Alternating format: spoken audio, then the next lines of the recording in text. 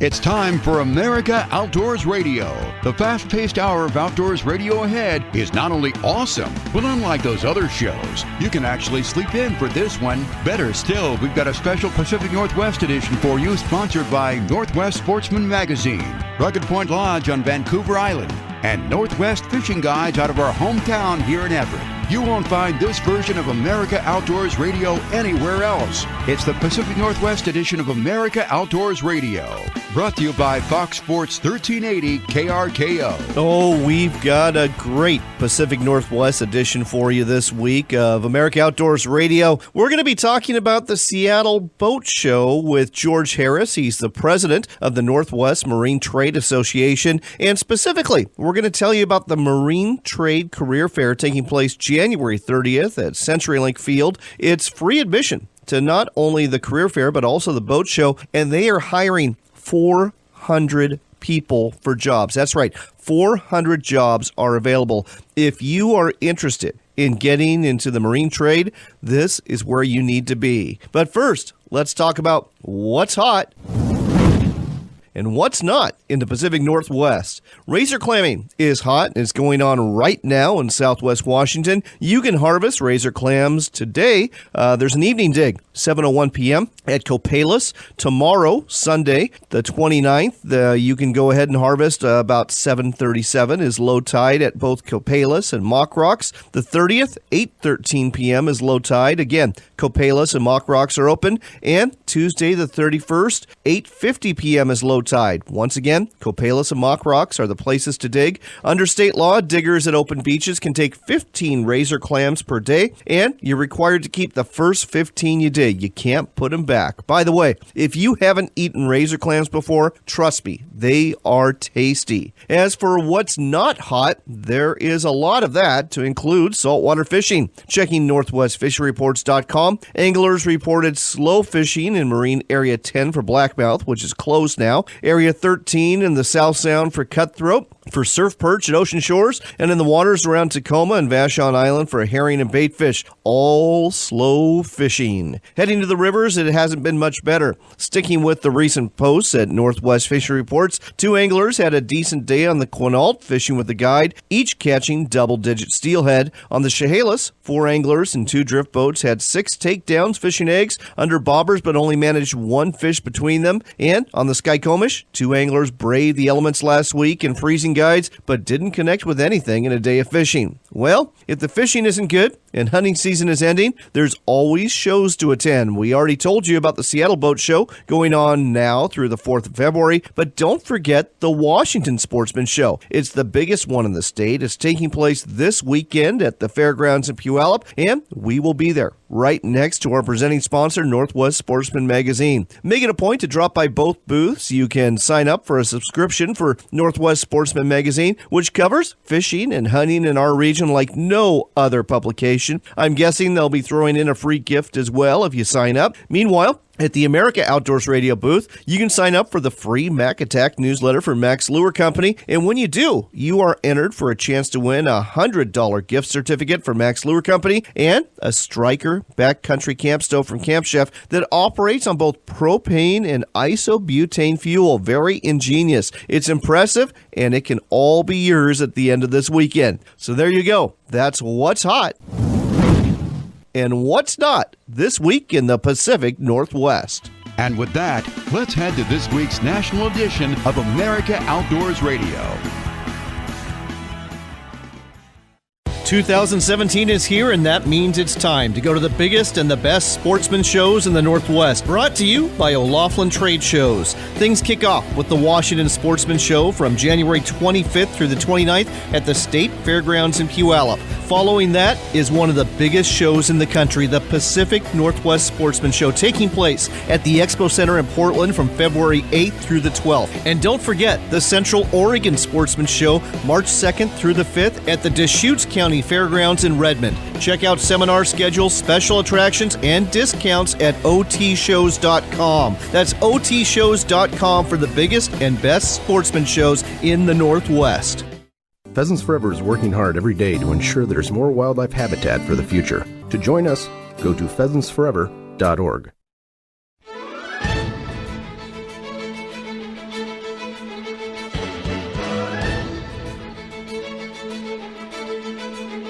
It's time for America Outdoors Radio, the show that covers the outdoor scene across the U.S. of A. and the entire continent. Fishing, hunting, conservation, outdoor recreation, and great destinations, we cover it all every week. It's your country, your outdoors. Let's explore it together with your host, John Cruz.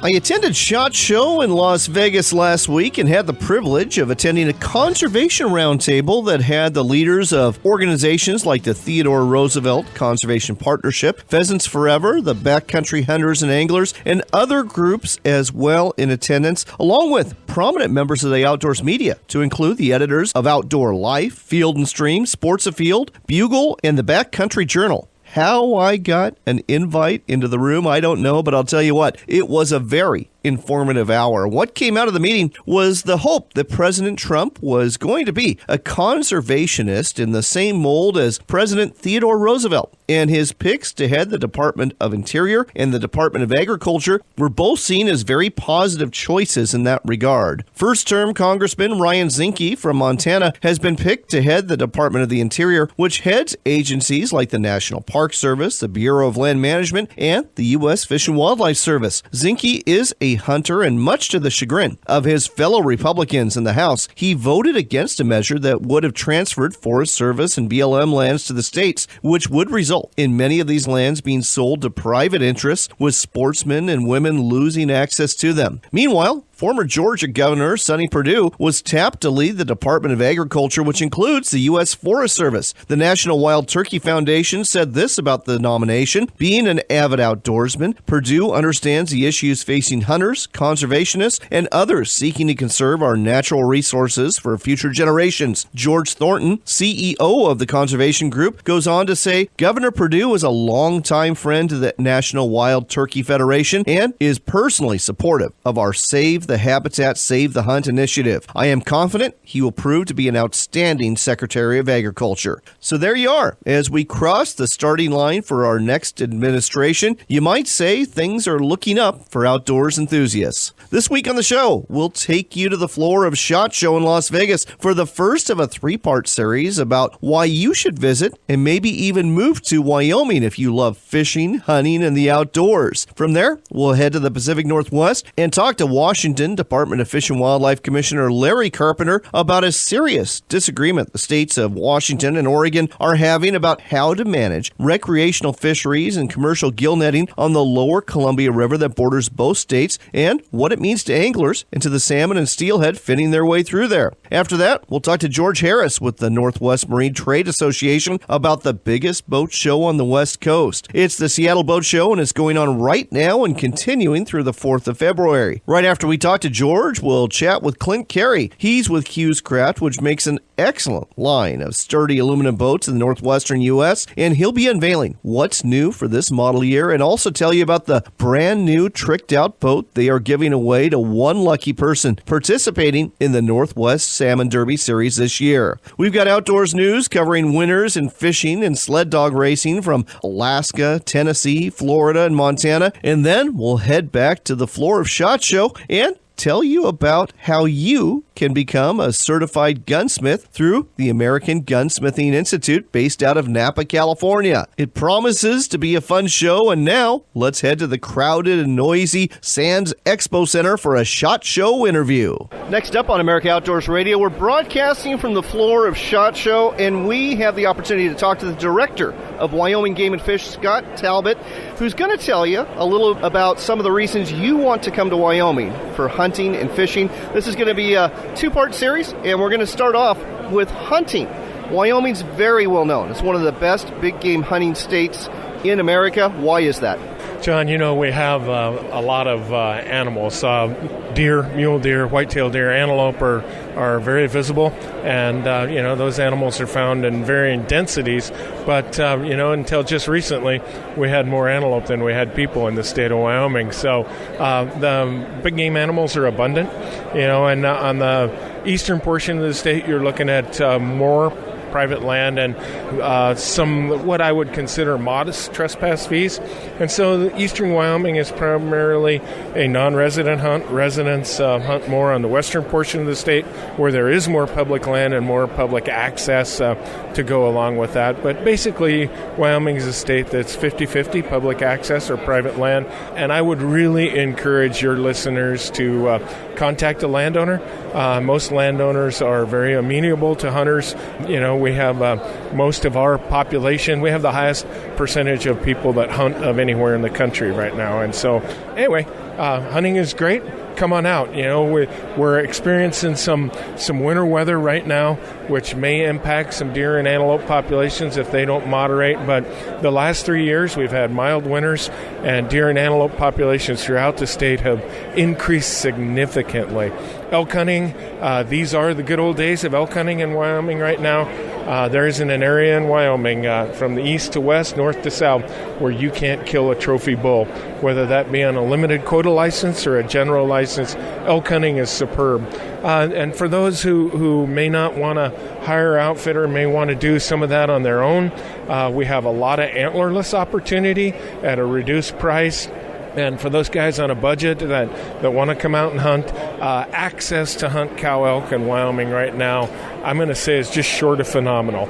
And as always, call one of our folks. We'd be glad to talk to anybody about hunting in our great state. And there's a huge amount of opportunity for those who want to do it themselves and hunt on public or private land, or those who want to go and install the services of a guide or an outfitter. Scott, you got me absolutely salivating about the prospect already, and it's winter. There's a long ways to go towards fall. I know late winter, early spring is the time to apply for tags. How tough is it to get a tag, or can you just buy a general license and go out hunting for antelope or some of these other species? For residents, we still have some general license opportunity, but for non-residents, all limited quota. And John, to tell you, and to be honest with everybody, demand for licenses in Wyoming is increasing significantly. We have seen twofold increases in the number of applicants in the last 2 years. So the word's getting out about Wyoming, about our hunting, about our opportunity, and drawing a license is becoming more and more difficult. So it sounds to me, if you're a smart guy, you're going to apply not just for an antelope tag, but you're going to apply maybe for a deer tag and maybe for an elk tag too, just in hopes of getting maybe one. Absolutely, and we have preference points for all of those species for non-residents, and folks can look at that we have all that online. In addition to that, for those folks who do obtain a license, we now have a hunt planner on our website, and you can go onto that and look up the area that you drew your license in, whether it be deer, elk, or antelope. It will show you public access. It will show you public and private lands. It will give you a map of the area, and we just put that up. It's been up probably 16 or 18 months now. Very, very helpful for those folks who want to come out and hunt on their own. But getting that license, and after that initial draw, I'd certainly want folks to recognize that we have an ISTIASTR process, and then at the end of that, we have a process where folks can get those licenses. So we just keep issuing those licenses until they're all gone, and here of late, they're going pretty quick. So. All right, so now is the time to start thinking about that Wyoming hunt. Put in for lots of different tags for your best chance to get out there. But as you just heard from Scott, it sounds phenomenal. Just Google Wyoming Game and Fish on the internet. You're going to find their website right away. That's Scott Talbot, folks. He's the director of Wyoming Game and Fish. Thanks so much for taking the time to tell us about this on America Outdoors Radio. Thank you very much. It's been a pleasure. We're going to take a short break where you'll get to hear from our sponsors, but don't go anywhere. We're coming right back to talk to Larry Carpenter. He's a Washington State Fish and Wildlife Commissioner, and he's weighing in on Oregon's decision to go a different direction when it comes to managing salmon fisheries on the Columbia River that borders both states. It promises to be an interesting conversation.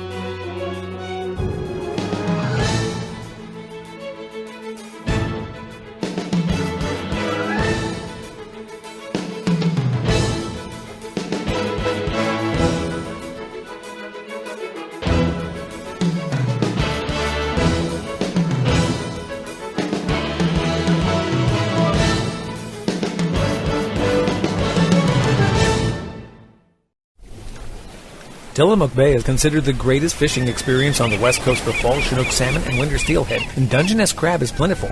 5 major rivers connect with the ocean on the Tillamook coast. It's not unusual to snag a 40 to 50 pounder. Go out in a boat or stand on a riverbank or dock, try fishing from a dory boat, and experience the thrill of a beach launch and landing. Use spinners, sand shrimp, or salmon eggs to lure them. The fish will line up to grab your bait. Go to tillamookcoast.com/fishing to find guides and places to stay.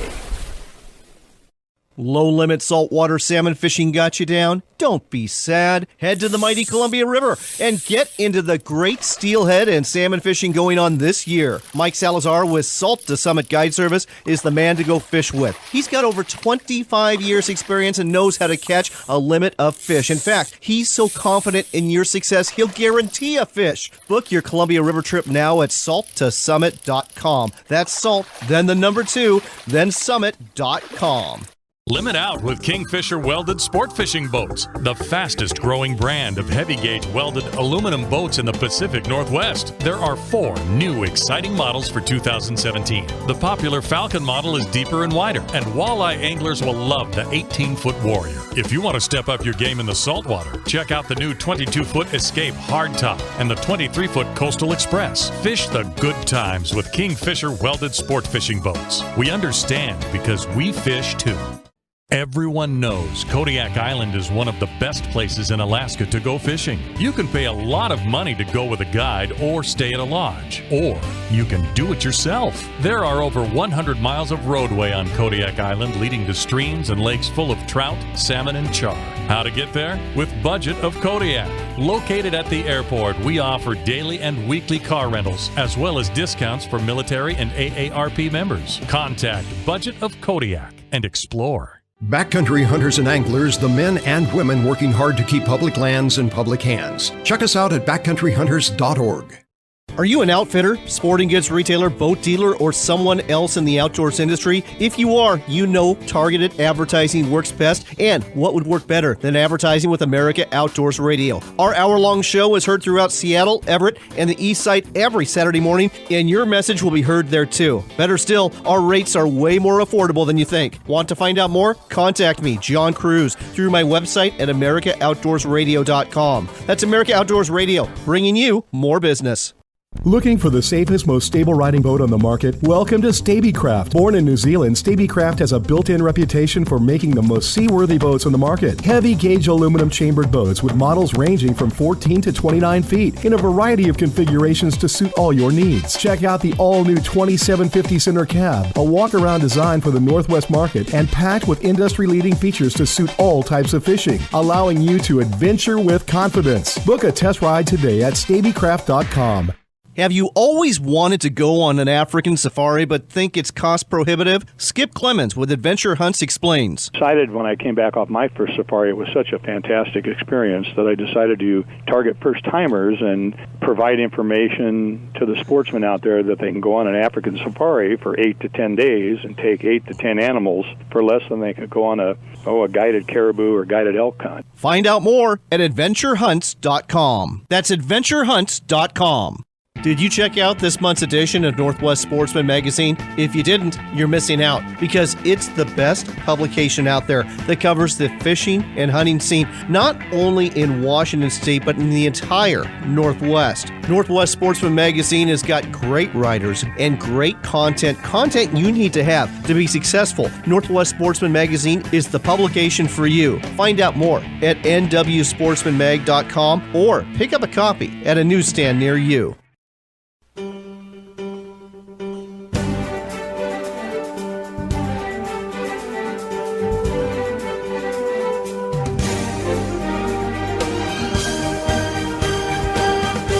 Back with America Outdoors Radio. I'm John Cruz. This portion of the show is brought to you by Northwest Sportsman Magazine. It's the monthly publication that covers the outdoor scene throughout the Pacific Northwest. Look for it at a newsstand near you. Speaking of the Northwest, trouble is brewing on the Columbia River, where the states of Washington and Oregon are having some disagreements about how to manage the commercial and recreational fisheries there. With us here to tell us more about this issue is Larry Carpenter. here. He serves on the Washington Department of Fish and Wildlife Commission, and he also is the owner of Master Marine, located in Mount Vernon. Larry, great to have you on the show again. Oh, good morning. Good morning. Yeah, happy to be on board. It's a beautiful day, and the phone's ringing. We're getting ready to go do the boat show shortly. Absolutely, and that is going on now through February 4th, folks, at CenturyLink Field. You definitely want to be there and check out what Master Marine has to offer. But getting back to the Columbia River, let's go back a little bit in time. A couple of years ago, an agreement was reached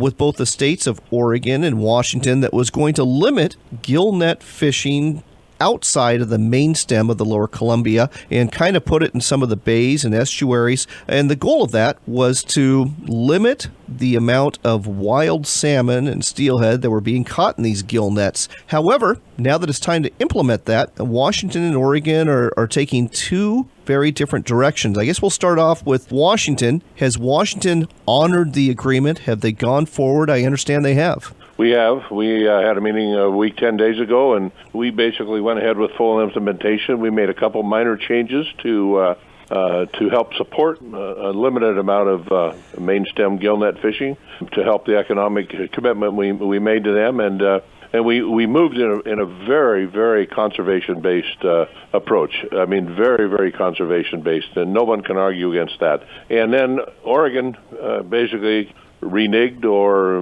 whatever. They came up with their own philosophy on how to manage, and I'll tell you, they forgot about conservation when they came up with their newest plan, in my mind. Not only that, they actually took a step backwards. So there was supposed to be an allocation of, what was it, 20%? 80-20. Yeah, 80% for recreational fishermen and 20% for gill nets. And Oregon went all the way to a 66% for recreational anglers and a 34% for commercial interests. Is that right? That's correct. And just to make it clear for your audience, John, the 80-20 doesn't mean the recreational fishermen get 80% of all the fish and the commercials 20. What it relates to is impacts on wild stock.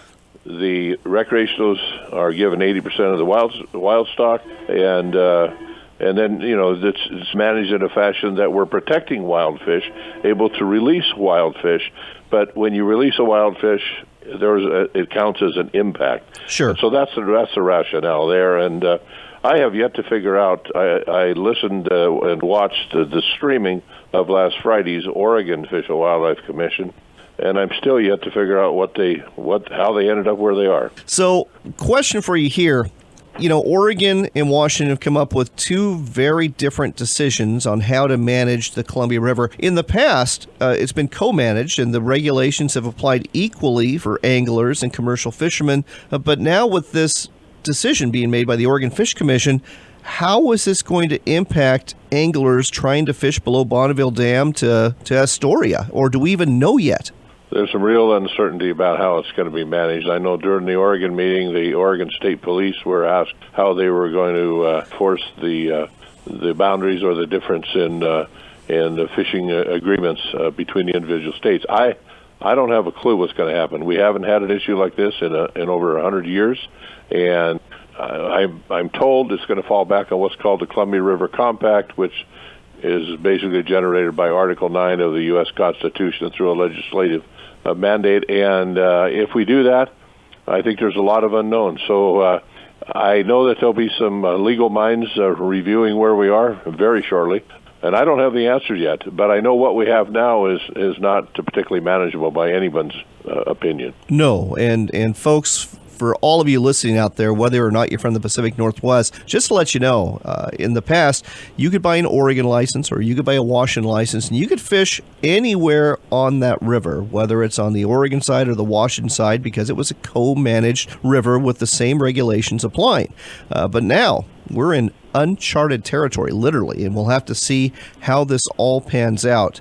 Turning our attention, Larry, to the North of Falcon process, where the Washington Department of Fish and Wildlife is going to sit down with the tribes and try to come up with co-management for fisheries and allocation in Puget Sound. It was kind of a disaster last year. How do you think things are going to go this year? Well, I sure hope they go better, because I don't think that process last year was good for any of the stakeholders, tribal or non-tribal. I think there was a lot of frustration on both sides of the table, and NOAA was involved, and it just wasn't workable. And the negativity that spread because of that to the fishing community. Frankly, most of the people that I know, they didn't know if there was going to be a season or not, and that reached as far as Westport, El Waco, Vancouver. There was a lot of uncertainty, and we cannot go through that again. And I've tried to make that as clear to the people I work with that we need to reach a reasonably good conclusion and get it done. And I'm hoping we can do that. There's been a petition that's been circulating around suggesting that the meetings should be open to the public so that they can attend, and in all in the name of transparency. The tribes are not going along with this, but because of the public disclosure laws in Washington State, does this mean that it is going to happen? Well, the issue is pretty complex. We're dealing with each one of the tribes that we deal with, per the federal government, is a sovereign nation, and they can revert back to what's called government-to-government meetings, which means it's the state and the tribes, and no public can be involved. I don't think they're going to sway from that. I think it would be advantageous if observers were allowed in the meetings from the public. I did that some years ago myself, and I thought it was very helpful. I had a chance to get to know people, both tribal and the tribal staffs, and I get to interact and build relationships and better understand some of the issues. But they've done away with that now, and they have to have concurrent agreement amongst the tribes to do that. So I hope they'll consider that. I think it was particularly helpful some years ago.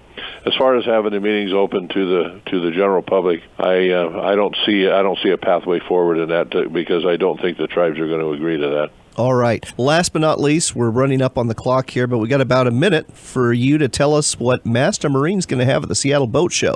Well, we've got a great selection, John. I appreciate you asking. You know, we've got we specialize in pilot house offshore fishing boats, Sea Sport now, Osprey, Weldcraft. We've also got some, the Thunderjet boats made over in Clarkston, Lunds, and we pretty much got it all. Crestliners. If we don't have a boat, you're not a fisherman. I'll tell you what. We got 28 boats there, and I think it's will be a nice display to look at. And people that have interest in engaging with one of my staff and learning more about our products and what we can do to help, be more than happy to help. All right, so look for Master Marine at the Seattle Boat Show. And Larry, thanks as well for trying to sort through the politics of fishing that's happening here in the Northwest. Always appreciate talking to you. You bet. I'm going to stay the course on it and hopefully make it better. Thank you so much.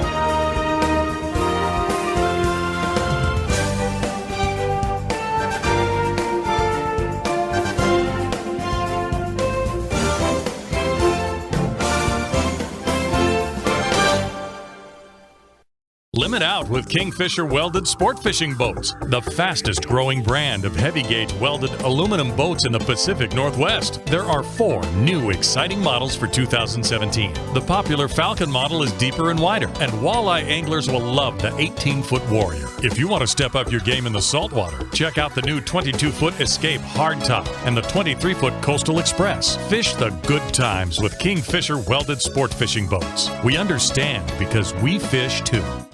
Oregon's Tillamook Bay is considered the greatest fishing experience on the West Coast for fall Chinook salmon and winter steelhead, and Dungeness crab is plentiful. 5 major rivers connect with the ocean on the Tillamook coast. It's not unusual to snag a 40 to 50 pounder. Go out in a boat or stand on a riverbank or dock. Try fishing from a dory boat and experience the thrill of a beach launch and landing. Use spinners, sand shrimp, or salmon eggs to lure them. The fish will line up to grab your bait. Go to tillamookcoast.com/fishing to find guides and places to stay. It's time for another local shot of the outdoors. It's the Pacific Northwest edition of America Outdoors Radio, and you'll only hear it here on Fox Sports 1380 KRKO. With us here to tell you about a Marine Career Fair on January 30th at the boat show is George Harris, the president of the Northwest Marine Trade Association. George, welcome to the show. Hey, John. Thanks for having me on. Appreciate it. So this Marine Career Fair, I understand there's 400 plus open positions in the booming recreational marine industry. Tell me how this is going to work. All right. So this is the Monday morning of the show. So that is Monday, January 30th from 9 a.m. to 11 a.m. So it's free admission. So if you're interested in looking into careers in the recreational boating industry, you come to the west entrance of the Seattle Boat Show. You get in for free, and there's going to be, right now we've got just a little over 30 businesses that are trying to fill close to 400 positions full-time. And you come in, tables set up with those 30 businesses. Some of the businesses are quite large with, hundreds of employees, and some of these are small family businesses with, a dozen employees. And you'll meet with the owner of the business, or it might be the human resources person from that business, and exchange resume interviews, set up an interview. This is our third year doing it. We've actually had some people, not some, but quite a few hired on the spot. Wow. This is a big issue for our businesses here in the Northwest and really nationwide, is a shortage of the skilled people that can work on boats, all the different systems involved with boats. And a lot of these businesses are willing to do the training. So if somebody has an aptitude and an interest for recreational boating, this is the place to be. I was going to ask that very question about what if you don't have any experience, so that helps there. And it looks like one of the biggest employees is the Port of Seattle. They're going to fill 200 jobs this year. Is that right? That's right. Port of Seattle, you think of the recreational marinas that they run. They also run the airport. But recreational boating is strong here in the Northwest, and Port of Seattle is a big part of that. There's a whole bunch more of the great outdoors coming your way on Fox Sports 1380. Are you an outfitter, sporting goods retailer, boat dealer, or someone else in the outdoors industry? If you are, you know targeted advertising works best, and what would work better than advertising with America Outdoors Radio? Our hour-long show is heard throughout Seattle, Everett, and the East Side every Saturday morning, and your message will be heard there too. Better still, our rates are way more affordable than you think. Want to find out more? Contact me, John Cruz, through my website at AmericaOutdoorsRadio.com. That's America Outdoors Radio, bringing you more business. Backcountry hunters and anglers, the men and women working hard to keep public lands in public hands. Check us out at backcountryhunters.org.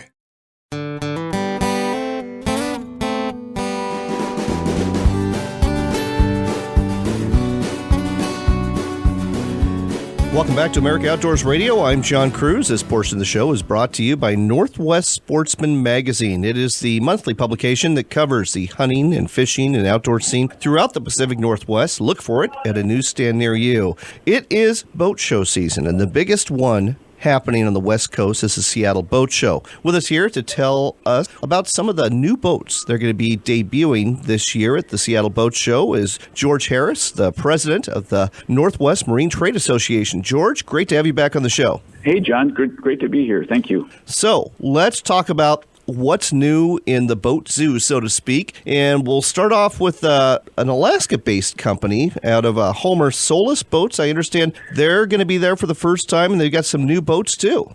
That's right. I had a chance to spend some time with Alan Shaw, the owner of the company, this summer on his boats at an event we did. And, there's something about boats that come from Alaska. It seems like they're just done right. And Alan says that he's the first guy to do a rigid hold inflatable ever. That's a big claim to fame. And the time I spent on his boat, I think that's the case. So a really solid boat, whether it's a tender or a boat that you want to fish out of, really impressive. So we'll have about 800 boats on display down here. And something that happens down here is we see brand new debuts like this. Another brand new debut, I understand, comes out of a Port Townsend, Washington-based company, ACI Aluminum Boats. What do they have? Well, the A in ACI stands for Armstrong. So if somebody's familiar with the aluminum boat building here in Puget Sound in the Northwest, the Armstrong family is sort of legendary. And they're going to have some, I guess you could say, sort of recreational crossover semi-commercial boats that are catamaran. And I just love the Armstrong boats. And they've got a new LumaCat 28 with a center house that's going to be on display at the show here. You know, I don't think I have ever seen an aluminum catamaran before. Yeah, they are really impressive, a little more fuel efficient than a monohull. I've fished on some of these up in Alaska before, and they're really impressive. And speaking of impressive, I understand a very well-known local boat builder, Jim Lindell, has got a brand new boat out that he's built right on Camano Island, which is just not too far from Seattle at all. No, and I've been a big fan of the Jim Lindell boats for decades. It seems like whatever Jim touches turns into something special. His hull design is the Skagit Orca, which is really famous here in the Northwest, and then he also builds the Ocean Sport, and now he's got the Lindell Navigator 42, which is, I think, the largest boat he's ever built. And personally, this might be the boat that interests me the most here at the show. It's got the new IPS drives, but a combination of a serious Northwest fishing boat or cruising boat for a couple. I'll be spending some time on that boat. So what else is new this year at the Seattle Boat Show? Well, we've also got Pursuits from Islands Marine Center. They've got a new 238 that'll be on display. And then Campion is strong with a new boat. You spend some time out on Puget Sound and you see the Campion Explorer all over the place. That's sort of an iconic Northwest fishing boat.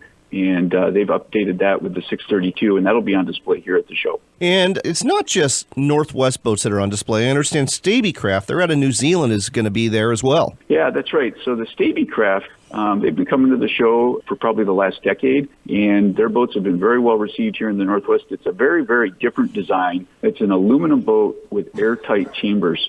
So it was developed for kind of the military and government service down in New Zealand, and it's come over here to the Northwest, and it's a real high-end, high-quality performance boat. So some people use them for fishing, or it'll be sort of a commuter boat, to and from the islands. All right. So we have got to go here pretty quick, but what are the dates for the boat show? And tell me about the Sails and Ales Craft Beer Night. All right. Well, the show's going to open on Friday, January 27th, and it'll be 9 days, and we'll close up on Saturday, February 4th. And then on Friday, February 3rd is something we call Sails and Ales Craft Beer Night.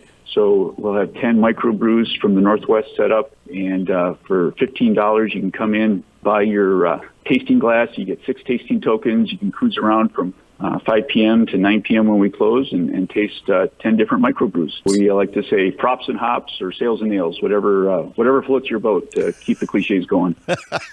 Sounds like a great time to me. Folks, if you want to find out more about the biggest boat show on the West Coast, go to seattleboatshow.com. Again, the website is seattleboatshow.com. If you're into boating and you live anywhere in the western U.S., you don't want to miss this. George, thanks for telling us all about this on America Outdoors Radio. You bet. Thanks, John. Next up on America Outdoors Radio, we're sticking with the Seattle Boat Show, but now we're turning our attention to a great, and I mean a great, aluminum boat company. It's called Hughes Craft. They're based in Colville, Washington. They're going to be at the Seattle Boat Show, and with us here to tell us about the boat that's going to be given away as part of the Northwest Salmon Derby Series is Clint Carey. Clint, welcome to the show. Hey, John, good to talk to you again. So, Clint, every year, Hughes Craft basically donates or gives a boat away to somebody who's participating in the Northwest Salmon Derby Series. This is a series of tournaments that takes place primarily in Puget Sound, and it's very rare that you have a tournament where you don't have to be the winner to win a boat. Just by fishing in the tournament, you're entered for a chance to win a great boat. Tell us more. That's true. Any entry into any one of the Northwest Salmon Derby Series events is entered into the drawing at the end of the year for this year, a 22-foot Ocean Pro with an extended transom and a rigid soft-top canvas enclosure. So that boat is outfitted right now with a 250-horse Honda and all kinds of other goodies from some of our other sponsors who partnered up with us and the Northwest Salmon Derby Series. It's a fantastic boat, and it is available for viewing. Anybody who wants to see it at the Seattle Boat Show throughout the show. And I'll tell you what, this sounds fantastic. In addition to the Honda 250, you've got the 9.9 kicker, you've got a easy loader trailer, you've got Scotty downriggers, Raymarine electronics, and even a dual stereo system. I understand this boat, I've taken together, retails for $85,000. That is true with all of the goodies that all of our sponsors have added to that boat, including some of those items that you just mentioned. It brings it to the highest value boat ever given away by the Northwest Marine Trade Association for the Salmon Derby Series. And again, folks, the great thing about this boat and your chance to win is you don't have to win any of the tournaments. I mean, you win a tournament, you're going to get some good cash prizes, but just for participating in one of the many events taking place this year, you were entered for a chance to win this $85,000 boat. What else does Hughescraft have that's new this year that's going to be displayed at the Seattle Boat Show? Well, one of the things that we always do is we like to feature some of our new features and options on the boat that we're giving away for the Salmon Derby Series. So a lot of the new things are featured in the Ocean Pro lineup of boats. Our dealer that will be working the Seattle show is Tom and Jerry's, a wonderful boat dealer. They will have for sale and also for the perusal of anyone who's there at their booth, a couple of different setups for the Ocean Pro hull that we've offered for this year. So a couple of the new things are we now offer, instead of just a 22-foot version of that boat, a 24. And nice. All of the length that's been added to that boat is aft of the furthest back seats in that boat. So every bit of it is fishing space behind the center of that boat. We also offer now two different top options, a traditional collapsible canvas top, as well as a welded but covered in canvas rigid top that can be trailered without having to be taken down. Now, both of those are completely removable, and the rigid welded soft top is also completely removable and stowable in your garage if you're taking that thing down and parking it for the winter. So some convenience added to some of the versatility of those new tops. We, of course, still have our traditional full hard top with either a drop curtain aft enclosure or the full lockable Alaskan-style bulkhead door. So a lot of additions to that Ocean Pro. Oh, sounds fantastic. So, folks, if you want to check out what's new with Hughescraft and check out the Salmon Derby Series boat that's going to be given away, go to the Seattle Boat Show. It's going on now through February 4th, and this is a huge show taking place at CenturyLink Field. There's shuttles that'll take you down to Lake Union to see even more. You don't want to miss this. In addition to the boats, there's seminars, and there's all sorts of other events. Find out more at seattleboatshow.com and find out more about Hughescraft at hughescraft.com. That's HEWES craft.com. Clint, thanks for telling us all about this on America Outdoors Radio. John, it's always good to talk to you. See you soon.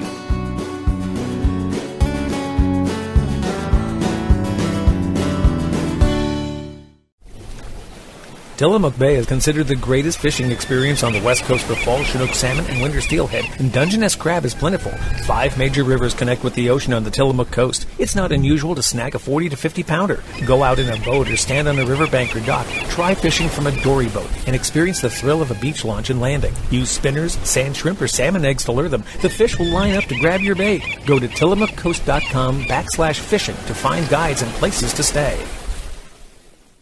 Low-limit saltwater salmon fishing got you down? Don't be sad. Head to the mighty Columbia River and get into the great steelhead and salmon fishing going on this year. Mike Salazar with Salt to Summit Guide Service is the man to go fish with. He's got over 25 years experience and knows how to catch a limit of fish. In fact, he's so confident in your success, he'll guarantee a fish. Book your Columbia River trip now at salttosummit.com. That's salt, then the number 2, then summit.com.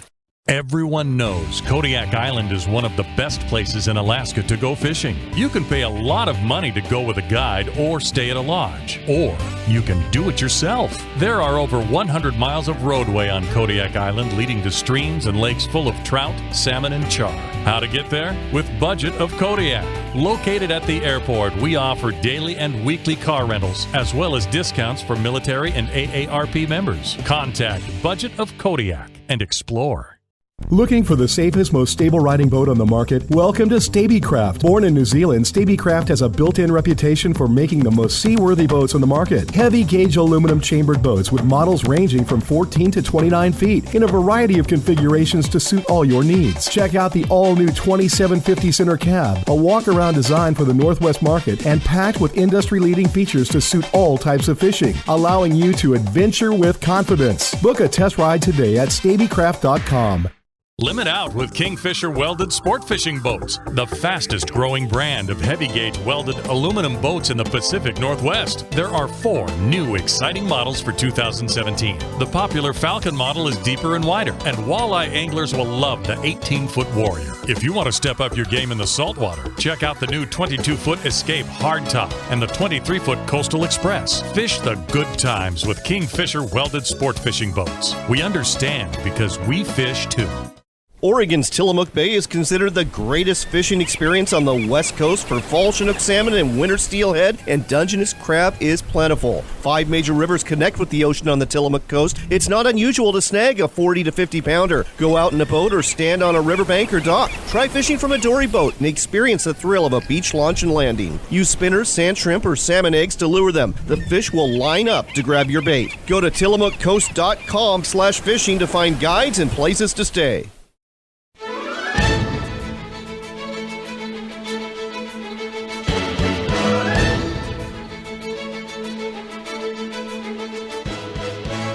You're back with America Outdoors Radio. I'm John Cruz, and this portion of the show is brought to you by the Alaska Sporting Journal. It is the monthly publication that covers the outdoor scene throughout the great state of Alaska. Look for it at a newsstand near you.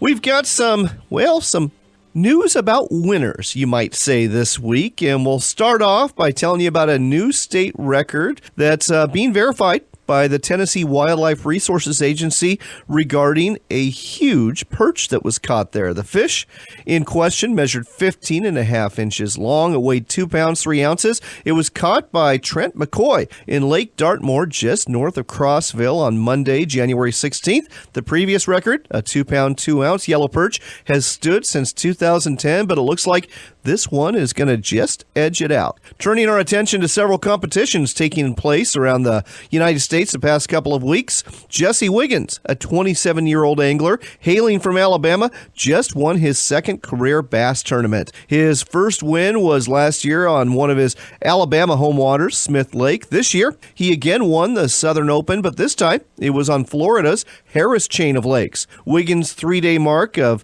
59 pounds, 4 ounces was just over a pound better than that of second-place finisher John Pollard. Wiggins' weapon of choice? A Jenko crankbait. Wiggins earned a package including cash and a nitro boat valued at over $51,000 for his victory. He also claimed a spot in the 2018 Geico Bassmaster Classic, which is the first berth awarded for the event this season. A different sort of fishing tournament took place this month at Hagbin Lake near West Yellowstone, Montana. It was the North American Ice Fishing Championship with a guaranteed $10,000 payout to the first place team. 71 teams competed this year, and the winners were Mike Howe and Jason Mundell, 2 Montana anglers who also happen to be fishing guides who take clients out for ice fishing forays in northwestern Montana. And sticking with cold weather sports, we head to Bethel, Alaska, where hometown hero Pete Kaiser made it a three-peat, winning the Kuskokwim 300 sled dog race last weekend and taking home a first-place prize purse of $25,000. The 287-mile race took place over a 2-day period, and temperatures dipping down to 40 degrees below zero. In fact, the temperature at the finish line on Sunday morning at 10:30 a.m. was minus 51 degrees with the wind chill factored in. This is an event where you not only have to be tough to be a competitor, but also tough to be a fan waiting at the finish line to cheer on the 19 mushers and dogs competing in this event. Welcome back to America Outdoors Radio. It's our SHOT Show edition, and this portion of the show is brought to you by California Sportsman Magazine. It's the monthly publication covering fishing, hunting, and the shooting sports in the great state of California. Speaking of the shooting sports, we are talking with Gene Kelly. He's with the American Gunsmithing Institute, based out of Napa, California, and they offer a gunsmithing course. that's a little different than most, where you can get your certification and you don't have to travel anywhere to do it. Gene, welcome to the show. Thanks for having me on the show. So, Gene, tell me the basics and the 30-second elevator speech about the American Gunsmithing Institute. What do you offer? Well, the American Gunsmithing Institute was developed over 20 years ago to meet the needs for individuals that want to become gunsmiths, certified gunsmiths, but don't have the ability to leave home and travel. They can study at home because they're already working a job, and they need that employment and that income. So they can get started gunsmithing part-time and go to full-time or even a retirement income, making money doing something they really love. Is there a lot of demand for gunsmiths these days? Is this a viable career path? Absolutely. You know, there's over 100 million firearms that have been sold in the last 5 years, and hundreds of millions before that. All of those guns, figure at any given time, 10% of them need maintenance, repair, or customizing. It's an incredible pool. We need literally thousands and thousands of gunsmiths, part or full-time, right now, just to service the need, the demand. Now, there are gunsmithing schools out there. I know there's one in Trinidad, Colorado, where folks actually go and attend it like you would a college. Yours is a little different. Well, you know, I actually attended one of those campus-based schools many years ago. I spent 2.5 years at the school. Now, I was very fortunate because I worked under Master Gunsmith Bob Dunlap, and he was the only instructor in the United States that taught a unique system that he developed called Design, Function, and Repair. Basically, you can't fix it if you don't understand how it works. And most schools don't teach it. As a matter of fact, no other school teaches this. We have the exclusive system because Master Gunsmith Bob Dunlap worked with us to develop this and preserve it for the next generation. And what is so unique about this? Again, you don't have to leave home because you study this all on video, step by step, both online and offline on DVD. And you'll see actually close up what's happening within the firearm. And once you understand the design and the function, then you can make the appropriate repair. Anybody else is just a part swapper. Very interesting. So what we talked about off the mic, you demonstrated this really well, is that because of your video and DVD system, you're able to really focus in on specific parts of the firearm, specific systems of the firearm, and enable the student to understand, again, not just the part itself, but how the mechanism works and why it's not working. Absolutely. So you don't have to go to school to get that understanding somewhere else. You can get it right at home and build your own business on the side or grow it. But what we teach is design, function, repair. What I mean by that is we'll take something, say, like a 1911, very common platform, and we'll teach about the lockup, and we'll be able to show you exactly with cutaway guns how all of that works. And then the firing pins, what are the proper shapes, lengths, and so on. What's the extractor supposed to do? And on the Sears system, the hammer, on each model of firearm. So when we go from the 1911 to the Browning High Power, well, that goes from a link system lockup to a cam lock system, and so on. You will be able to, after you've completed this course, and these are certified courses, you'll be able to pick up any firearm, even one you've never seen before, analyze the systems, and therefore be able to determine what is wrong and make the appropriate repair. That's a real gunsmith.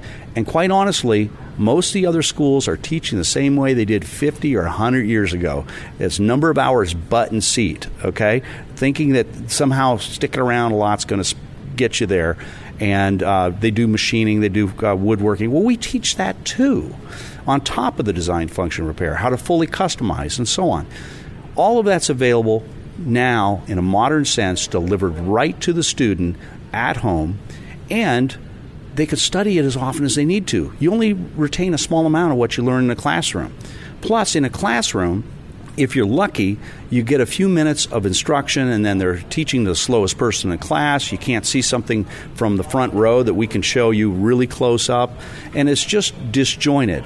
With ours, they can look up a problem whenever it occurs and do a quick review. This sounds fantastic. So, folks, if you want to be a gunsmith and learn how to do it from home, the American Gunsmithing Institute is for you. Let's give out the website so folks can find out more. So if they want to get an information package on gunsmithing, becoming a gunsmith, go to www.americangunsmithinginstitute.net. and we'll send you a complete package, including a free DVD that's got an information lesson already on it.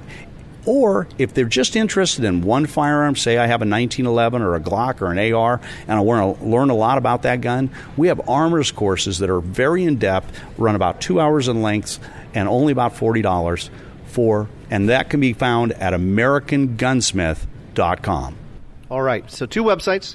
AmericanGunsmithingInstitute.net if you want to learn to be a certified gunsmith. If you just want to go into depth about one firearm, AmericanGunsmith.com.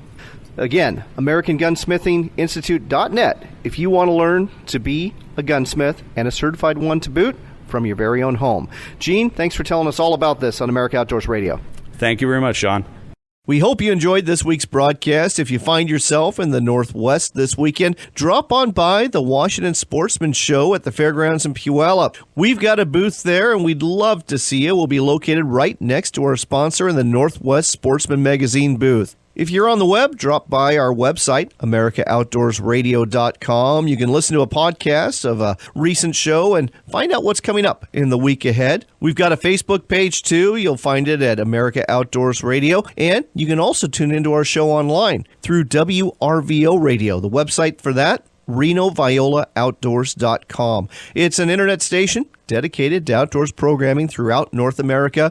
We are part of the lineup, so is our sister show, Northwestern Outdoors Radio. That's RenoViolaOutdoors.com. We've got to get back to the Washington Sportsman Show, but until next week, I hope the good Lord blesses you greatly, and remember, it's your country and your outdoors.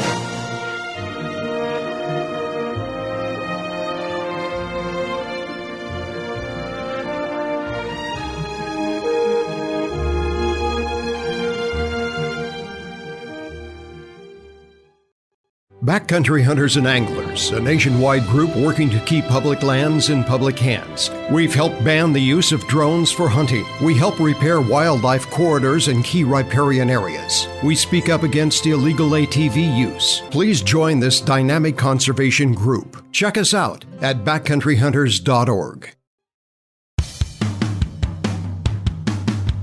It's time for another local shot of the outdoors. It's the Pacific Northwest edition of America Outdoors Radio, and you'll only hear it here on Fox Sports 1380 KRKO. We're continuing our discussion with George Harris, with president of the Northwest Marine Trade Association, about the Marine Career Fair taking place January 30th at CenturyLink Field as part of the Seattle Boat Show. 2 other employers that are hiring about 50 employees each, the Westport Shipyard, the Seattle Boat Company. What kind of workers are they looking for?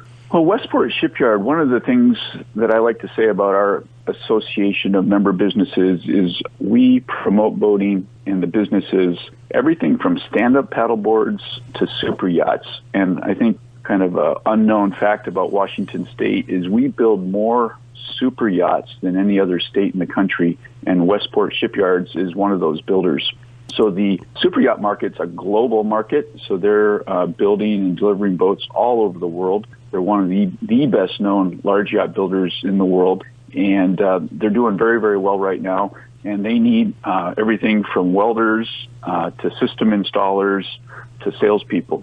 And it looks like, in addition to that, Seattle Central College is going to be there, the Northwest School of Wood and Boat Building. So are these places where you can basically sign up to get the education you need for some of these other jobs? Yeah, so those are examples of some of the vocational education schools that can provide the training and the skills that you need. And what's really interesting about the marine industry is, I'm looking at our website now, and these 30 businesses, they're looking for such a wide range of skill sets. And that's why I said earlier that a lot of these businesses will do the training kind of like an apprentice program, and it's really about aptitude and interest and people that will show up. Absolutely. When you do go to the job fair, it does include admission to the show that day or whenever you want.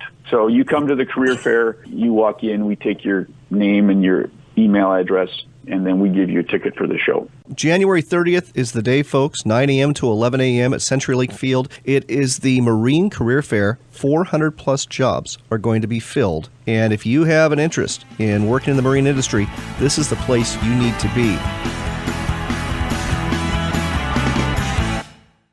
Are you an outfitter, sporting goods retailer, boat dealer, or someone else in the outdoors industry? If you are, you know targeted advertising works best, and what would work better than advertising with America Outdoors Radio? Our hour-long show is heard throughout Seattle, Everett, and the East Side every Saturday morning, and your message will be heard there too. Better still, our rates are way more affordable than you think. Want to find out more? Contact me, John Cruz, through my website at AmericaOutdoorsRadio.com. That's America Outdoors Radio, bringing you more business.